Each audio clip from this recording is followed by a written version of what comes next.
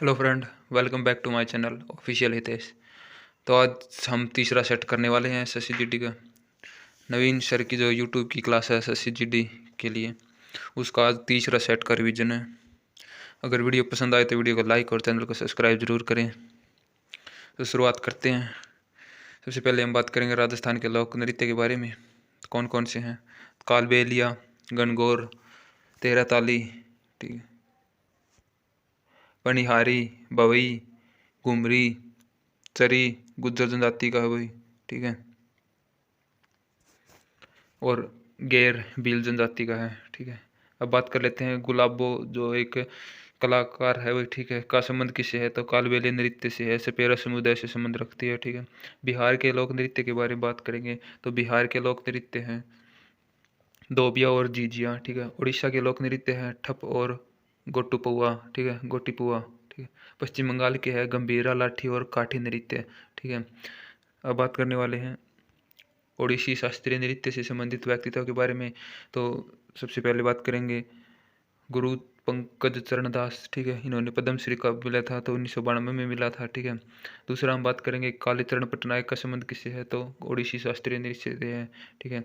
केलुचरण महापात्रा का संबंध इंपॉर्टेंट है वही, ठीक है, तो ये भी ओडिसी से है। दुर्गा चरण ये भी ओडिसी से है, ठीक है। सुजाता महापात्रा ओडिसी से है। हरे कृष्ण बेहरा तो ये किसे है? ओडिसी शास्त्रीय नृत्य से संबंध रखते हैं भाई, ठीक है। एक बात और ध्यान रख लेना, चरण और महापात्रा वाले व्यक्तित्व का संबंध किससे होगा? तो ओडिसी शास्त्रीय नृत्य से होगा भाई, ठीक है। आगे बात कर लेते हैं मोहिनीअट्टम से संबंधित व्यक्तित्व के बारे में। तो ये है वही भारती शिवाजी, ठीक है, निर्मल मेहता और बिरजू और लच्छू महाराज। मणिपुर कथक का पूछ ले तो बिरजू और लच्छू महाराज है। मणिपुर से है निर्मल मेहता, ठीक है। बात करते हैं साक्षरता दर के बारे में। तो भारत की साक्षरता दर कितनी है? ठीक है, तो भारत की कुल साक्षरता दर पूछ ले तो ये है 74.4%, ठीक है। बात करते हैं साक्षरता दर में प्रथम राज्य है तो वो है केरल है, ठीक है, 94। सेकंड पे है मिजोरम 91.3 और थर्ड पे है गोवा 88.7%, ठीक है। पुरुष की बात कर लेते हैं, पुरुष साक्षरता दर कितनी है? तो 82.14 है, ठीक है। महिला की पूछ ले तो 65.40% है। सबसे कम पूछ ले तो बिहार में है वही 61% है, ठीक है। और सेकंड पूछ ले अरुणाचल प्रदेश में 65 है। थर्ड की है राजस्थान, राजस्थान में 66%, ठीक है। बात करते हैं रणजी ट्रॉफी के बारे में। तो सर्वाधिक बार जीती मुंबई ने, कितनी बार जीती है? तो 41 बार जीती है, ठीक है। रिवीजन है भाई, अगर वीडियो पसंद आए तो वीडियो को लाइक और चैनल को सब्सक्राइब जरूर करें, ठीक है। सेकंड पे है कर्नाटक 8 बार और थर्ड पे है दिल्ली 7 बार, ठीक है। तमिलनाडु ने 1 बार 2 बार जीती है, ठीक है। और यूपी ने जीती है 1 बार भाई, ठीक है, यूपी ने 1 बार जीती है। रणजी ट्रॉफी का प्रथम मैच कब हुआ था? तो 1934 में हुआ था। किसके बीच हुआ था? मद्रास और मैसूर के बीच हुआ था। इसमें जीता कौन था? तो मुंबई जीता था, ठीक है। मैच हुआ था ये मद्रास और मैसूर के बीच में, लेकिन जीता कौन था प्रथम ट्रॉफी? तो मुंबई जीती थी भाई। 2023 में कौन जीता है? सौराष्ट्र जीता है। उप विजेता कौन है? पश्चिम बंगाल है। वर्तमान में इसका संस्करण पूछ ले तो 88वां संस्करण है भाई, ठीक है।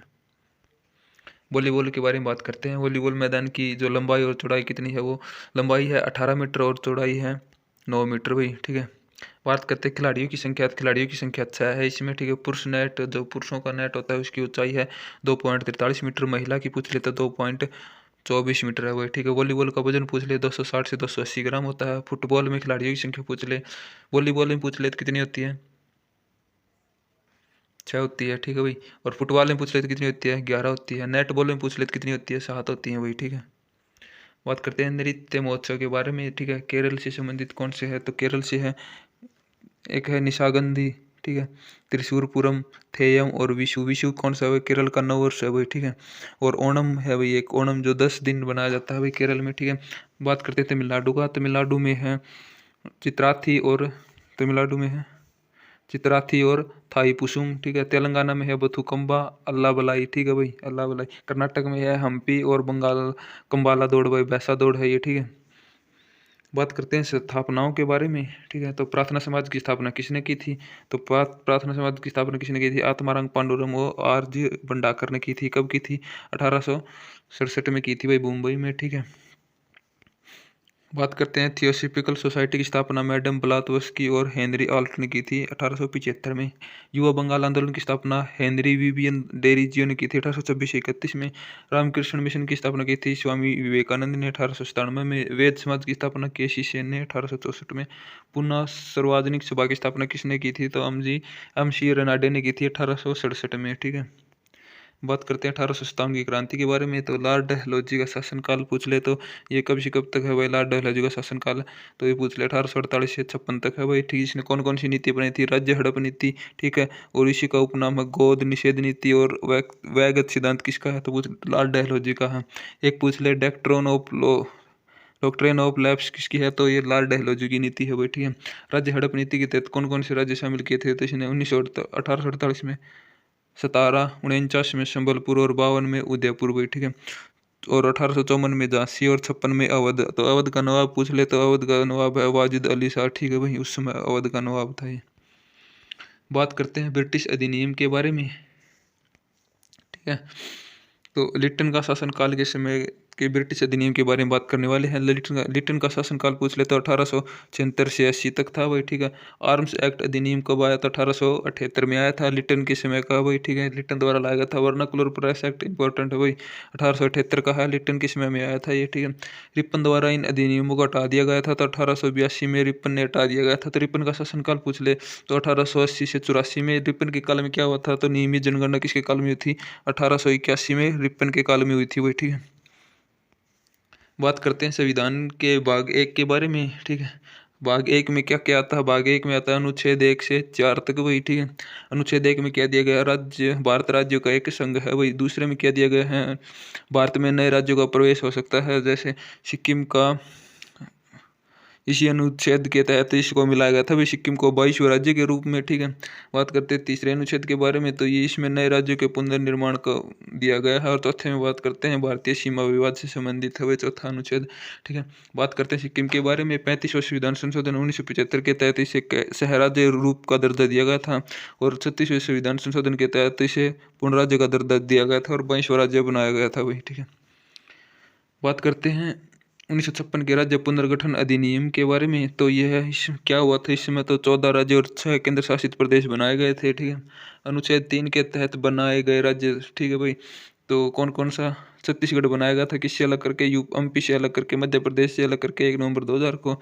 उत्तरांचल आज का उत्तराखंड यूपी से अलग करके बनाया गया था 9 नवंबर 2000 को। झारखंड बनाया गया था बिहार से अलग करके 15 नवंबर 2000 को भाई। बात करते हैं हरित क्रांति के बारे में। हरित क्रांति की शुरुआत कब हुई थी, तो 1966 से 67 में हुई थी। ठीक है, मैक्सिको में हुई थी वही। ठीक है, ठीक है, शुरुआत किसने की थी, तो जनक कॉलेज के डॉक्टर नॉर्मन बोरलॉग हैं वही। ठीक है, प्रथम हरित क्रांति की शुरुआत पूछ ले तो 1967 से 66 से 67 तक हुई थी वही। ठीक है, सेकंड पूछ ले तो 1983 से 84 में हुई थी। ठीक है, हरित क्रांति शब्द किसने दिया था, विलियम गॉड ने दिया था। कहाँ के थे, यूएसए के थे। भारत में हरित क्रांति के जनक पूछ ले तो एम एस स्वामीनाथन, जिसका हाल ही में निधन हो गया है भाई। ठीक है, बात करते हैं नरेगा एक्ट के बारे में। तो नरेगा जो अधिनियम है वो कब का है, तो ये है 2005 का भाई। ठीक है, 25 अगस्त 2005 को आया था ये। ठीक है, लागू कब हुआ, तो 2 फरवरी 2006 को लागू हुआ था। ठीक है, न्यूनतम मजदूरी एक्ट आया 1948 में। ठीक है, सबसे ज़्यादा मजदूरी मिलती थी हरियाणा में, वैसे तो अभी मिलती है, लेकिन अब वर्तमान में पूछ ले तो राजस्थान हो गया है भाई। ठीक है, मनरेगा नाम किया गया इसका 2 अक्टूबर 2009 को भाई। ठीक है, बात करते हैं राष्ट्रीय विकास परिषद के बारे में। तो इसकी स्थापना कब हुई थी, तो स्थापना की गई थी 4 अगस्त 1952 को। ठीक है, प्रथम पंचवर्षीय योजना के तहत की गई थी। अध्यक्ष कौन होते हैं, तो पीएम होते हैं भाई। ठीक है, बात करते हैं साइज की क्वेश्चनों के बारे में। तो फूल एसिड या जूठा सोना किसे कहा जाता है, तो ये क्या जाता है, Fe(As2). आयरन पायराइट को कहा जाता है वही सूत्र याद रखना, Fe(As2). Fe(As2) क्या होता है, तो कॉपर पायराइट होता है। ये भी एक जूठे सोने का प्रकार है, वह फुल गोल्ड भी इसे भी कहा जाता है। ठीक है, दोनों जूठे सोने के प्रकार है भाई। कोशिका, अब बात करते हैं कोशिका के बारे में। कोशिका का पावर हाउस पूछ ले तो ये है माइटोकॉन्ड्रिया। ठीक है, मस्तिष्क पूछ ले कोशिका का तो केंद्रक है। प्रोटीन फैक्टर पूछ ले तो राइबोसोम है। कोशिका का सौर पैनल पूछ ले तो क्लोरोप्लास्ट भाई, पौधे में पाया जाता है ये। ठीक है, पौधे की कोशिका में। कोशिका का द्वारपाल पूछ ले तो कोशिका झिल्ली है। कोशिका के आत्म में तो थैली लाइसोसोम को कहा जाता है भाई। ठीक है, बात करते हैं योजनाओं के बारे में। मेरी माटी मेरा देश, मेरी माटी मेरा देश अभियान किसने चलाया गया था? तो ग्रामीण विकास मंत्रालय द्वारा चलाया गया था। तो 9 अगस्त से 15 अगस्त के बीच 2023 में चलाया गया था यह अभी, ठीक है, शहीदों के सम्मान में, ठीक है। बात करते हैं स्वच्छता की सेवा अभियान किसने चलाया था? तो शिक्षा मंत्रालय द्वारा चलाया गया था, ठीक है। एक भारत संस्कृति संगम किसकी पहल है? तो संस्कृति मंत्रालय की पहल है ये। हर घर तिरंगा अभियान किसने चलाया था? तो ये चलाया था वह संस्कृति मंत्रालय की पहल है वही, ये भी, ठीक है। बात कर लेते हैं करंट अफेयर के बारे में। तो न्यूनतम आय गारंटी कानून बनाने वाला प्रथम राज्य पूछ ले तो कौन है? वही राजस्थान है, ठीक है। सर्वप्रथम लोगों को स्वास्थ्य का अधिकार देने वाला कौन सा राज्य है? तो राजस्थान ही है वही, ठीक है। भारत की प्रथम व्यवहारिक प्रयोगशाला का निर्माण कहाँ किया गया था? जयपुर में किया गया, राजस्थान में, ठीक है। बात करते हैं अंधता नियंत्रण पॉलिसी वाला प्रथम राज्य राजस्थान है भाई। अगर किसी ने मॉक टेस्ट लगाया होगा जीडी का तो उसमें ये प्रश्न पूछा गया है वही, ठीक है। अंधता नियंत्रण पॉलिसी वाला प्रथम राज्य कौन है? तो राजस्थान है। स्वयं की इंटरनेट सेवा वाला प्रथम राज्य केरल है वही, ठीक है। डिजिटल सेवा बैंकिंग वाला प्रथम राज्य केरल है, ठीक है। कूल रूफ पॉलिसी किस राज्य की? तो ये है तेलंगाना राज्य की। अगर वीडियो पसंद आए तो वीडियो को लाइक और चैनल को सब्सक्राइब जरूर करें भाई। बात करते हैं खेलकूद के बारे में। तो अंतर्राष्ट्रीय क्रिकेट में 500 मैच खेलने वाले 10वें खिलाड़ी कौन बने हैं? तो ये विराट कोहली, ठीक है। 8वां एशियन क्रिकेट कप 2023 भारत ने किसकी कप्तानी में जीता है? तो रोहित शर्मा की कप्तानी में जीता है। किस टीम को हराया था? तो फाइनल में श्रीलंका को हराया था।